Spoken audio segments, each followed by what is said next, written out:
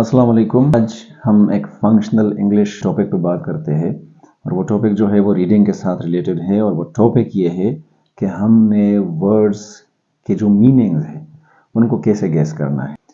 अगर हमें किसी वर्ड के मीनिंग नहीं पता तो उसको हम कैसे गेस करेंगे या फिर अननोन वर्ड्स के साथ कैसे डील करेंगे हम। Let's begin. अच्छा, जैसे हम सबको पता है कि वर्ड जो होते हैं वो हर लैंग्वेज में आपके लिए मसला पैदा कर सकते हैं। फॉर एग्जांपल हम स्पेसिफिकली इंग्लिश की बात करते हैं तो इंग्लिश में आप किसी नॉवल को, न्यूज़पेपर को या किसी और चीज़ को रीड कर रहे हैं तो जाहिर सी बात है आपको हर वर्ड की मीनिंग जो है वो तो पता नहीं होगी। इवन दो नेटिव जो स्पीकर्स होते हैं अंग्रेज, उनको भी हर वर्ड का पता नहीं होता है। It's something very tough and it's natural कि फॉर एग्जांपल बायो में अगर आप देखते हैं तो उसमें हज़ारों और लाखों ऐसी बीमारियों के नेम्स हैं जो किसी भी अंग्रेज को नहीं पता होंगे। केमिस्ट्री में इस तरह के बहुत सारे वर्ड्स हैं, फिजिक्स में है, ये जनरली इंग्लिश लिटरेचर में बहुत सारे ऐसे वर्ड्स हैं या इंग्लिश लैंग्वेज में जनरली जो इस्तेमाल होते हैं जो किसी इंग्लिश को अमेरिकन के वर्ड्स में मसला होगा, अमेरिकन को इंग्लिश के वर्ड्स में मसला होगा या कैनेडियन को या ऑस्ट्रेलियन को। तो जिस तरह एलिवेटर है, लिफ्ट है या इस तरह के बहुत सारे वर्ड्स हैं जो अमेरिकन अलग इस्तेमाल करते हैं, ब्रिटिश अलग इस्तेमाल करते हैं। इस तरह फॉर एग्जाम्पल अगर आप पश्तो के स्पीकर हैं तो पश्तो के भी अगर आप स्पीकर है तो उसमें अगर आप कोई गज़ल या नज़म उठा के देखते हैं तो उसमें बहुत सारे ऐसे वर्ड्स होंगे जिनकी मीनिंग आपको नहीं पता होगी। तो अगर हम कोई चीज़ रीड कर रहे हैं तो हम इसके साथ कैसे डील करेंगे। बहुत सारे वर्ड्स आते हैं, अगर आप डिक्शनरी में देखेंगे तो जाहिर सी बात है आपको और भी बहुत ज़्यादा मसला होगा। आप एक पेज में फॉर एग्जांपल आप एक नॉवल रीड कर रहे हैं जिसमें 70K प्लस वर्ड्स है, 70,000 से ज़्यादा वर्ड्स है, 80K वर्ड्स है, 90K वर्ड्स है या 1 लाख वर्ड्स है उसमें, तो आप उसमें जाहिर सी बात है हर वर्ड को तो जानते नहीं होंगे कि इसकी मीनिंग क्या है। अगर आप जानते भी है ज़्यादातर तो उसमें 1000 ऐसे वर्ड्स आप रख ले जिनकी मीनिंग्स आप नहीं जानते, तो उसको कैसे डील करना है। अगर एक पेज में आपके पास 100, 200, 300 या फिर 20-30 ऐसे वर्ड्स आते हैं जिनकी मीनिंग्स आपके लिए ज़रूरी है गेस करना या समझना और आपको नहीं पता, तो आप डिक्शनरी में जाएंगे, डिक्शनरी में एक एक वर्ड को देखेंगे तो आपका 1 घंटा तो सिर्फ इसमें लगेगा। अगर आप मोबाइल का, गूगल का या किसी डिक्शनरी का ऑनलाइन कह रहे हैं सॉफ्ट में, फिर भी उसमें टाइम लगता है। सो द थिंग इज कि अगर हमने सिर्फ गेस करने हो रीडिंग में वर्ड्स, मीनिंग कैसे करें। मैं आप लोगों को एक सिंपल फॉर्मूला बताता हूँ which is done by a PhD scholar. मैंने एक वेबसाइट से ली है। I will also share the link of the website in the description, credit goes to him.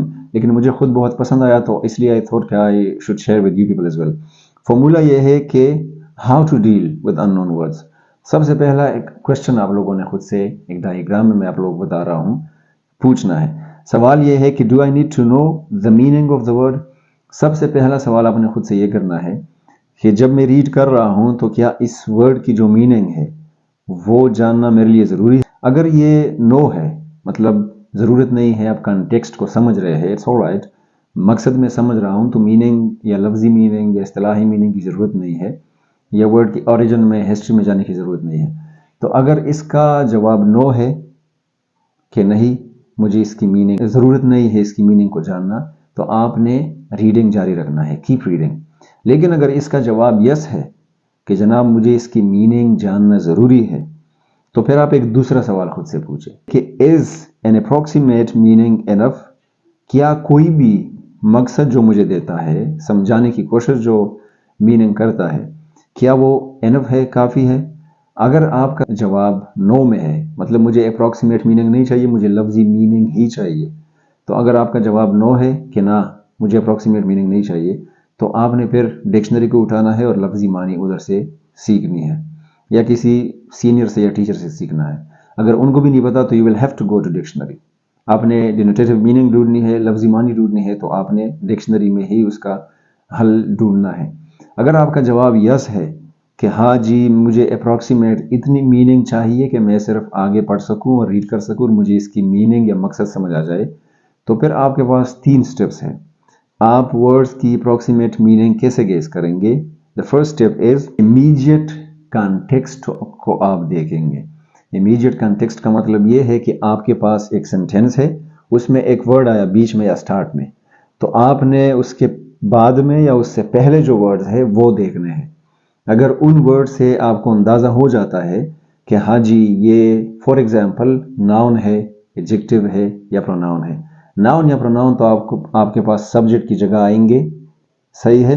اس کے بعد آپ کے ہیلپنگ وربز آتے ہیں، پھر آپ کی مین وربز آتے ہیں، پھر آپ کی پریپوزیشنز یا آرٹیکلز آتے ہیں، پھر آپ کے آبجیکٹس آتے ہیں. اگر اس میں کنجنکشن ہے اور فریزز اس میں ایڈڈ ہے تو وہ بھی آپ کو پتہ چلے گا. تو امیجیٹ کنٹیکسٹ کا مطلب یہ ہے کہ آپ پارٹس آف اسپیچ میں چلے جاتے ہیں، اس کیٹیگری سے آپ کو پتہ چل جاتا ہے کہ اس کی اندازتاً میننگ یا امیجیٹ میننگ کیا ہوگی. فار ایگزامپل، آپ کے پاس ایک ورڈ ہے ڈس ایڈوانٹیجیس. ڈس ایڈوانٹیجیس ایک ورڈ ہے اور یہ جملے میں ہے، اور جملہ اس طرح ہے دس از ویری ایڈوانٹیجیس پرسن. آپ لوگوں نے کنٹیکسٹ میں اگر دیکھنا ہے تو کیٹیگرائزڈ یا کیٹیگری وائز آپ اس طرح آئیں گے کہ دس is very advantageous person.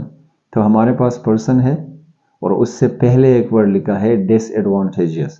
Person ہمارے پاس ناؤن ہے، اگر اس کے ساتھ پہلے کوئی ایسا ورڈ آ جاتا ہے جو اس کو ایکسپلین کرے تو وہ ہمارے پاس ہوگا ایجیکٹو. تو ایجیکٹو میں اگر آپ کو پتہ چلتا ہے کہ یہ اس کی تعریف ہوئی ہے، خوبی خامی بیان ہوئی ہے، اگر آپ اس طریقے سے ورڈ کی میننگ گیس کر سکتے ہیں پرفیکٹلی فائن. اگر اس طرح نہیں کر سکتے تو پھر دوسرا طریقہ ہم اختیار کریں گے، اور دوسرا طریقہ یہ ہے کہ آپ وائڈر کنٹیکسٹ میں جاتے ہیں.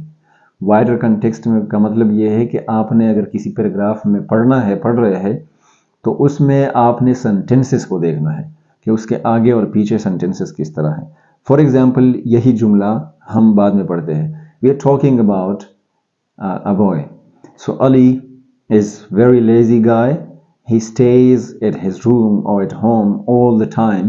He plays video games on his cell phone and computer, and he does not work for his family.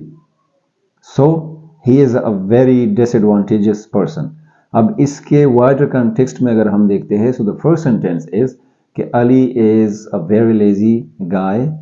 اس طرح لیزی سے ہمیں پتہ چلا وہ روم میں سٹے کرتا ہے یا اپنے گھر میں سٹے کرتا ہے، فیملی کے کسی کام کا نہیں ہے، فیملی کے لیے وہ کوئی کام نہیں کرتا، کوئی خدمت نہیں کرتا اپنے پیرنٹس کا، بھائی بہنوں کا. تو وہ ایک زیادہ ہی ڈس ایڈوانٹیجیس بے فائدہ انسان ہے. تو اس کے کنٹیکسٹ سے بھی ہمیں پتہ چلتا ہے کہ اس ورڈ کی میننگ نیگیٹو ہوگی اور بے فائدہ ہوگی. اگر ہمیں بے فائدہ کا بھی نہیں بھی پتہ تو ہمیں پتہ چل گیا کہ وہ کسی کام کا نہیں ہے، وہ لیزی ہے، اس کا کوئی فائدہ نہیں ہے. اس کا ہونا یا نہ ہونا کوئی فائدہ یا نقصان کی بات نہیں ہے. اگر ہے تو ہاں تو نقصان زیادہ ہے. اگر اس طریقوں کو بھی آپ آزماتے ہیں اور پھر بھی آپ کو نہیں پتہ چلتا تو پھر دوسرا جو طریقہ ہے اس کو ہم روٹ پریفکس یا سفکس کہتے ہیں. آپ نے اس ورڈ کو آپ نے اٹھانا ہے، ایک سائڈ پہ رکھنا ہے اور آپ نے دیکھنا ہے کہ اس میں روٹ ورڈ کیا ہے. اور روٹ ورڈ آپ لوگوں کو پتہ ہوگا کہ بیسک جو مین ورڈ ہوتا ہے جس کے آگے اور پیچھے پریفکسز اور سفکسز ہم لگاتے ہیں، اس کی میننگ یا کیٹیگری چینج کرتے ہیں، اس کو ہم روٹ ورڈ کہتے ہیں. سو روٹ ورڈ اس میں اگر آپ لوگ دیکھیں تو ڈس ایڈوانٹیجیس میں سے ایڈوانٹیج جو ہے وہ آپ لوگوں کا روٹ ورڈ ہے، اور اس سے پہلے ڈس لگا ہے اور اس کے اینڈ میں یس لگا ہے. تو یہ اویس جو ہے یا یس جو ہے اور اسٹارٹ میں یہ دو آپ کے پاس پریفکس اور سفکس ہیں. ڈس جو ہے وہ پریفکس ہے کیونکہ اس سے پہلے لگا ہے، پری مطلب بیفور، اور سفکس جو ہے وہ یس ہے جو اس کے اینڈ میں لگا ہے. تو اس کے بیچ میں جو ورڈ ہے وہ ایڈوانٹیج ہے. ایڈوانٹیج کا اگر آپ کو پتہ ہے کہ ایڈوانٹیج کا مطلب ہوتا ہے فائدہ، ڈس اس کو کنورٹ کرتا ہے نیگیٹو میں. اگر وہ پہلے سے نیگیٹو ہے تو یہ پازیٹیو میں کرے گا. اور یس جو ہے وہ ایڈجیکٹو کے لیے لگتا ہے، کریجیس یا اس طرح کے بہت سارے ورڈز ہیں تو وہ انسانوں کو ایکسپلین کرنے کے لیے لگتا ہے. تو اس سے بھی ہمیں اندازہ ہوا کہ یہ ایک ایڈجیکٹو ہے. اور ڈس سے ہمیں پتہ چلا کہ جناب یہ تو ڈس ایڈوانٹیج کی بات ہو رہی ہے، فائدے کی بات نہیں ہو رہی، نقصان کی یا بے فائدے کی بات ہو رہی ہے. تو اس طریقے سے بھی ہم ورڈز کی جو میننگ ہے وہ گیس کر سکتے ہیں. سو آئی ہوپ کہ آپ لوگوں کو یہ طریقے پسند آئے ہوں گے، آپ لوگ سیکھ چکے ہوں گے. اپنا بہت سارا خیال رکھیں. Thank you very much.